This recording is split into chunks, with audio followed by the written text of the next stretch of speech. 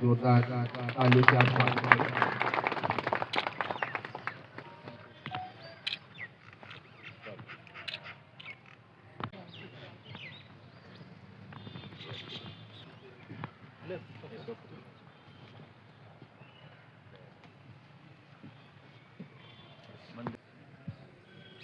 जैसा कि आप सब जानते हैं, समय समय पर सीएलजी सदस्यों के साथ मंडावा थाना अधिकारी महोदय द्वारा भी मीटिंग का गोष्ठी का आयोजन होता है।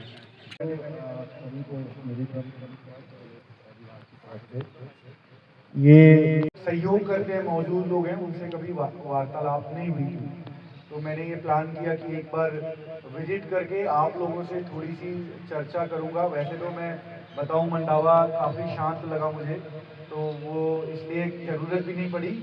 6 महीने से मैं देख रहा हूँ यहाँ SHO साहब CO साहब के डायरेक्ट सुपरविजन में काफ़ी अच्छा कार्य हो रहा है।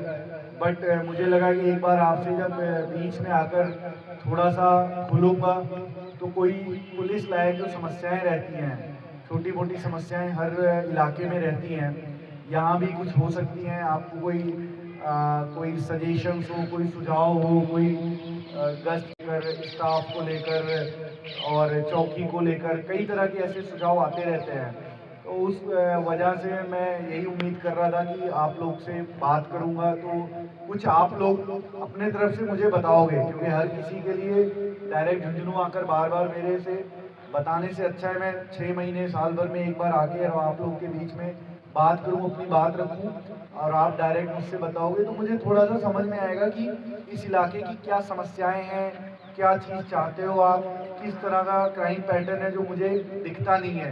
क्योंकि कई बार क्या होता है, अपराध जब FIR रजिस्टर होता है तब तो मुझे दिखता है, तब तो मैं मॉनिटर भी करता हूँ, लेकिन कई ऐसी भी छोटे मोटे अव्यवस्थाएं होती हैं जो थाने तक सीमित रहती हैं, थाने से रिस्पांस मिल जाता है, लेकिन मेरे नॉलेज में नहीं आ पाती, क्योंकि मैं अगर उसको समझे रहूँगा तो उसी हिसाब से पुलिसिंग को डायरेक्शन दे पाऊँगा।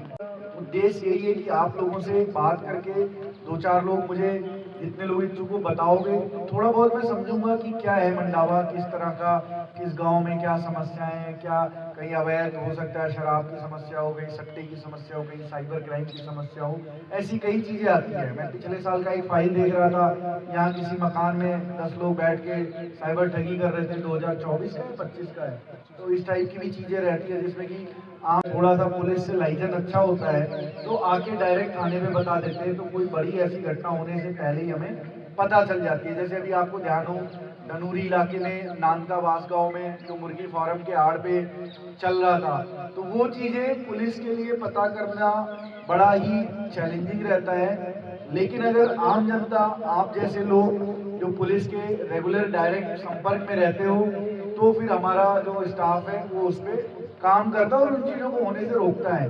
तो जितना मुझे आइडिया है, मंडावा थाने में काफ़ी शांति से चल रहा है, शांति व्यवस्था अच्छी है। व्यापार मंडल वाले भी बताते रहते, मुझे कई लोग मिले भी हैं, वो बताते हैं वैसे तो काफ़ी सही चल रहा है, बट फिर भी कहीं ना कहीं चीज़ें होती हैं जिस पे आगे वर्क किया जाए, या थाने का क्या रिस्पॉन्स है, क्या कमियां, उस पर आगे वर्क किया जाए तो और सुधार हो सकता है। तो मैं उम्मीद करता हूँ इसमें बाहर के लोग होंगे SHO साहब, मतलब थोड़ा, हाँ, तो मैं उम्मीद करूँगा थोड़ा बहुत मुझे बताओगे तो मुझे भी अच्छा लगेगा और कुछ करने लायक होगा, तो उस पर जरूर कुछ ना कुछ यातायात व्यवस्था देखती है तो 100% इनडायरेक्टली रोड पुलिस का रहता है। बात तो पुलिस पे आती है कि जाम लग गया यहाँ पे, जाब्ता लगाओ, बट मूल कारण जो होता है वो आपको भी पता है कि ठेला आगे लगा लिया, वो लगा लिया। बात करना चाहो, बात बताना चाहो तो मैं उम्मीद करूंगा आप लोग मुझे बताओ अपने तरफ से। जो धनूरी थाना जो चुड़ेला वगैरह जो है ना, वो सभी उसी में आते हैं। अच्छा, उसमें कहीं भी कोई पुलिस चौकी नहीं है, तो वो सीधी राजगढ़ निकल जाती है। रात्रि गश्त वगैरह थोड़ा हेलो, मोस्टली उनका ही आता है। मैं सर अभी ये साइबर वाला प्रूफ चल रहा है, साथ से भी इसके बारे में बात हुई। मैं निवेदन ये करना चाहता हूँ कि जैसे साइबर की ठगी से 500 या 1000 2000 रुपये आए, तो वो कई बार क्या होता है, दुकानदार को भी मालूम नहीं होता, कई बार क्या है, उसका नजदीकी आदमी भी डाल देता है, ऐसा बैंक वाले बताते हैं कि इसमें 7 लहर चलती है, उसको भी मालूम नहीं है। मेरा निवेदन ये है कि जो 500, 1000, 2000, 5000 रुपए जो भी खाते में पड़े हैं उसको आप ब्लॉक करके बाकी खाता क्लियर रखें, ताकि एक व्यापारी को थोड़ा सा वो सहूलियत मिले। दूसरी बात श्रीमान जी ये है कि क्राइम तो छोटा मोटा सब जगह ही होता है। मंडावा स्टाफ फिलहाल बहुत अच्छा है, पहले भी, लेकिन फिर भी छोटा मोटा कोई चोर का जो भी आता है, मैं केवल मंडावा की बात नहीं करता हूँ, मेरा आप सभी से निवेदन है थोड़ा सा उसको टाइट सा करके, इसको जमानत हो जाए कोई बात नहीं, वो भी अपना भाई है, नजदीकी है, थोड़ा सा टाइट सा करके उसको भेजे ताकि आगे वो सुधार कर। मेरा आपसे यही निवेदन है कि एक क्राइम में और इसमें थोड़ा सा सुधार कर। लीग से हटकर है, मैं सभी के लिए कहता हूँ, आजकल सर ये महिला केस बहुत होते हैं जो दहेज के, लड़कियां नहीं रहती हैं और है, तो इसमें मैं ये नहीं कहता लड़कियां सही हैं, बट जितने गलत नहीं है जितने लड़की पक्ष बताते हैं। मेरा आपसे यही निवेदन है कि थोड़ा सा लड़की पक्ष को टाइट करें, क्योंकि कानून के हिसाब से मानो या कैसे भी मानो, लड़की पक्ष को बहुत ज्यादा ढील है। ये मेरी सोच है, सही है या गलत है वो अलग बात है। थोड़ा सा इसमें आप इस लेवल पे सुधार करें तो शायद ये बच सके। सवाल व्यक्तिगत भी है और जनरल भी है। मैं पिछले वर्ष 5 दिसंबर को बस में यात्रा कर रही थी मंडावा से बिसाऊ। उस दौरान पर्स में मेरे पास कुछ गहने थे और बैग जो मैंने ले रखा था वो मेरी गोद में था। पता ही नहीं लगा कि उसमें से कैसे गहने चोरी हो गए। मैंने यहाँ भी एफआईआर के लिए अपील की, ना तो यहाँ एफआईआर हुई और ना बिसाऊ में। तो मुझे ये पूछना है कि ऐसी स्थिति में जब हम बस में जा रहे हैं तो आखिर एफआईआर होगी कब की बात है ये 5 दिसंबर जो पिछला गया है सर, इससे पहले वाला 24 जी। तो मुझे ये समझ नहीं आया कि ना चूरू में एफआईआर होगी, ना बिसाऊ में हो पाएगी और ना मंडावा में हो पाएगी, तो होगी कहाँ आखिर? इसके लिए कौन दोषी है, जिसकी चोरी हुई है वो या व्यवस्था? आ सकती, बट जहाँ आप बैठी हो जी या तो वहाँ दर्ज होगा जी, या जहाँ आप उतर रहे हो वहाँ दर्ज होगा। दोनों जगह अपील की और दोनों ने ही एफआईआर दर्ज नहीं की। तो अब आपको- इसमें दोषी मैं हूँ अथवा व्यवस्था, ये बताइए। ये तो थोड़ा सा सेंसिटिव होना चाहिए पुलिस को इस मामलों में। मैंने है ना? यहाँ कई बार एप्लीकेशन पुलिस क्या है कि सोचती है चोरी तो हमारे यहाँ हुई नहीं तो दर्ज करके भी क्या मिलेगा, है ना? तो वो जब तक रजिस्टर करेंगे नहीं तब तक उसमें कोई अच्छे से तफ्तीश करेगा नहीं। जी पुलिस जब मुकदमा दर्ज हो जाता है तो अच्छा तफ्तीश करती है, मानते हो गए इस चीज़ को। जी केवल आपकी जांच अगर करेंगे तो इतने संसाधन उसमें नहीं जुटाएंगे कि सही से चोरी का खुलासा हो पाए। तो मैं सर ये- इसका समाधान किया जाए। इसका समाधान देखो पर्सनल लेवल पे होता है। जो अगर एसएचओ अच्छा नहीं है तो आपको टरका देगा, आप सीओ के पास जाओगे, वो अगर समझदार है तो दर्ज करा देगा, या एसएचओ समझदार है वो या तो आपकी जहाँ पे आपका यात्रा खत्म हो रही है वहाँ पे दर्ज करेगा, या जहाँ से शुरू हुई है वहाँ के एसएचओ से बात करके कराएगा। बट मैं ये देखो ये इसके लिए कोई सिस्टम नहीं बनाया। मैं आपको कानून अगर समझाऊं, जहाँ घटना होती है वहीं मुकदमा दर्ज होना चाहिए। आपको नहीं पता घटना कहाँ हुई है ना, लेकिन आप जहाँ उतर रही हो बस से वहाँ आपको पता है कि हाँ यहाँ चोरी हो गई, तो अपन मान के चलते जहाँ आप उतरे हो वहाँ दर्ज होना चाहिए, या फिर जहाँ घटना की शुरुआत हुई है। इसका मैं सच बताऊँ कोई हार्ड एंड फास्ट रूल नहीं है। आप अगर झुंझुनू के बस से आप चेन्नई जा रहे हो, है ना, और पूरे रास्ते आप बस से जा रहे हो, आपकी बस में बीच में चोरी हो गई, तो आपके पास 1000 स्टेशन आ गए, आप कहाँ मुकदमा दोगे? तो बेटर यही रहता है जहाँ आप यात्रा का एंड कर रहे हो, जो आपके लिए सूटेबल हो वहाँ करना चाहिए। मैं इसमें एक छोटी सी चीज़ और बताऊँगा, जैसे डोमेस्टिक वायलेंस वाला भी वो बोल रहे थे कि महिलाओं के खिलाफ सख्ती रखो उसमें, बट डोमेस्टिक उत्पीड़न होता है तो अपने कानून में प्रावधान है 2 चीज़ों का। एक तो अपने पीहर पक्ष में भी वो मुकदमा दर्ज कर सकती है, भले ही उसके साथ जो उत्पीड़न हुआ है वो ससुराल पक्ष में हुआ है। दूसरा प्रावधान है कि आपके साथ क्राइम कहीं भी हुआ हो, आप कहीं भी दर्ज करा सकते हो।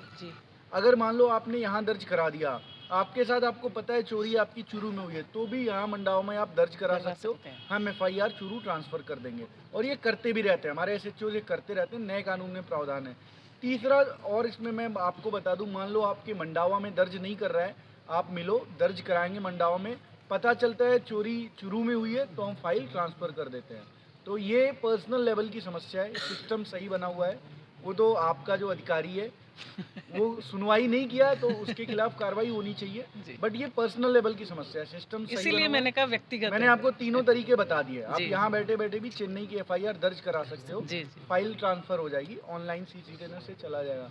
तो व्यक्तिगत चीज़ें हैं, इसके लिए आपको उच्च अधिकारियों को भी बताना चाहिए था या CO या ऊपर बताना चाहिए था। ये आगे से मतलब मैं सेंसिटाइज करूँगा अपने SHOs को, इस चीज़ पे ध्यान रखें। ठीक है सर, थैंक यू। वैसे तो हमारे तो पड़ोस में यहाँ थाना है, तो वैसे डरने की तो कोई ज़्यादा आवश्यकता नहीं है। फिर भी अभी हम जो हैंडल कर रहे हैं तो ये कंफ्यूज डेज को हैंडल कर रहे हैं। एक तो टाइम बहुत चेंज है सर, और जो भी कुछ मैसेज वगैरह जाना है या पढ़ाई संबंधित या कुछ भी है तो बच्चों को फ़ोन रखना ज़रूरी हो जाता है। अब हम स्कूल में अलाउ नहीं करते, बट घर पे जब बच्चा जाता है हम लोग कोई मैसेज देते हैं छुट्टी है या नहीं है, कब आना है, कब प्रैक्टिकल ये है, तो फ़ोन मस्ट हो जाता है। ऐसी स्थिति में जो साइबर क्राइम है उससे संबंधित बच्चों को अगर हम तो बोलते रहते हैं, लेकिन अगर पुलिस थाने से कोई जाकर के क्लासेस ले और उनको जागरूक करे, मैं मेरी स्कूल की नहीं बोल रही हूँ, अक्सर सभी स्कूल की यही बात है, तो जागरूक करें तो मेरे ख्याल से बहुत ज़्यादा अच्छा प्रभाव पड़ेगा। क्योंकि मतलब फ़ोन एक दो होते हैं घर में और बच्चे उसका यूज़ करते हैं कि स्कूल से मैसेज आ रहा है, मेरे पेपर आए हुए हैं, मेरा ये है, और पता चलता है कि खेलने लग गया और कई बैंक बैलेंस से निपट गए। तो ऐसी जो स्थितियां हैं उसके लिए एक आपने बोला सुझाव के लिए, तो मैं चाहती हूँ कि भाई जो पुलिस थाने से जाकर के उनको बाकायदा प्रेयर में उनको थोड़ा सा क्लास ली जाए, उनको जागरूक किया जाए ताकि थोड़ा अच्छा उसका रिजल्ट आए। Thank you. सबसे बड़ी जो बाजार में ट्रैफिक की व्यवस्था है उसके कारण थोड़ी सी दिक्कत होती है। टूरिस्ट वगैरह भी बहुत आते हैं, ये गाड़ियाँ जो पार कर देते हैं बीच में रोड के ऊपर, वैसे तो यहाँ नीति थाना ने वो पुलिस कर्मी लगा रखे हैं ट्रैफिक के, मगर ये होना चाहिए कि वो शाम को 5 बजे तक रहते हैं। एक तो रात को लेट नाइट तक 8-9 बजे तक अगर कोई ट्रैफिक पुलिस कर्मी रहे वहाँ पर गाड़ी की व्यवस्था सुचारू रूप से हो जाए। ट्रैफिक की व्यवस्था के कारण सर बहुत ही दिक्कत आती है व्यापारी वर्ग को, और मवेशियों का है वो तो नगर पालिका का उनको तो बोला गया है, ये जो आवारा पशु कर रहे हैं उनके लिए गौशाला भी है, थोड़ा सा उस पर भी ध्यान दिया जाए। और ये जो पार्किंग की व्यवस्था है बाजार में नो पार्किंग जोन करके या लगा के चले जाते हैं, उनके लिए थोड़ी सख्ती की जाए। एक सर रात को कई बाइकर्स हैं वो 3-3 सवारी 2-2 सवारी ऐसे फालतू में स्टंट करते हैं, घूमते हैं बाजार में सुबह चौक पे, धीमी गति से नहीं चलाते हैं वाहन भी, वो भी सर दुविधा का कारण है, तो उस पर भी ध्यान दिया जाए। तो रात को सर 10 बजे 9 बजे सुबह चौक पर भीड़ लगी रहती है, बिना फालतू के काम के लोग वहाँ बैठे रहते हैं जिनको कोई मतलब नहीं है, तो उनको भी थोड़ा सख्ती की जाए कि वहाँ पे इतना ही बैठा के उनका कहना है हमने पैसे लेके दुकान ली है, हम उसके अंदर वो हमारी मर्जी है वो करेंगे। SHO साहब को क्या था, उन्होंने सहयोग भी किया था, 4-5 बार डाली भी थी वहाँ पे रेड, अब भी उनकी कोई सुनाई नहीं हो रही है। जब तक SHO साहब आते हैं तो इधर उधर हो जाते हैं, उसके बाद में वही वहाँ का माहौल रहता है। उस एरिया में से एक भी लेडीज़ का आना जाना बंद हो गया है। हम व्यापारी क्या करें, हमारी जो दुकान है उनके अंदर कोई कस्टमर नहीं है, आज के दिन खाली हो चुकी है एकदम। मार्केट में पहली बात तो शराब की दुकान होना एकदम गलत है, पास में मंदिर है, सब व्यवस्था है, मगर वहाँ पे जो हालत बना रखी है उन्होंने, एक बहुत गंदा माहौल रहता है वहाँ पे। कहाँ की बात कर रहे हो? ये सुभाष चौक के पास में ही है। इन लोगों की बुटीक की दुकान है, वो लोग क्या करते हैं वहाँ पे शराब पीते हैं, फिर ओपन रोड पे खड़ा होकर बाथरूम करते हैं, और कोई जब हम लोग बोलते हैं तो हमको गाली गलौज करने के लिए भी तैयार रहते हैं। आप इसमें कुछ सहयोग करके हमें इससे छुटकारा दिलाएं।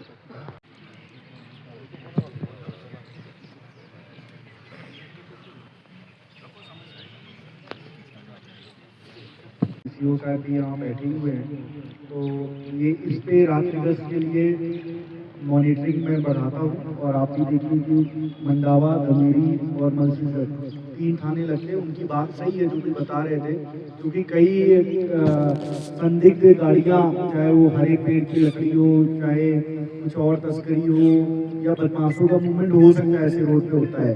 क्योंकि मेन रोड के बजाय लोग इस रूट से जाना पसंद करते होंगे।